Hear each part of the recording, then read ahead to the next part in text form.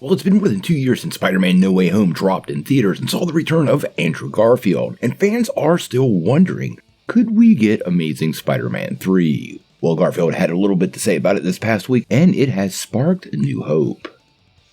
Well, ever since fans saw Andrew Garfield return in Spider-Man No Way Home, they have been clamoring for the actor to return once again. Now, to be fair, he did get some great closure in this movie. While it was never shown in the film, Garfield's Spider-Man alluded to how following Gwen Stacy's death, a lot changed in his life and things got a lot darker. After he saved MJ, it seemed to kind of help heal that broken part of his heart, and when he returned to his own universe, well, many people wondered what happened next. This has led to the question of whether we could ever see him return as Spider-Man in an Amazing Spider-Man 3 or in some other Sony picture. Now, recently the actor had quite a bit to say, and his quote has caused people to really start to question whether this could possibly happen. In an interview with Spider-Man News, the actor said, "The story never ends, whether we film it or not. There's a story happening in a universe somewhere. There's endless potential with this character and all the different iterations. So yeah, he's definitely out there doing something."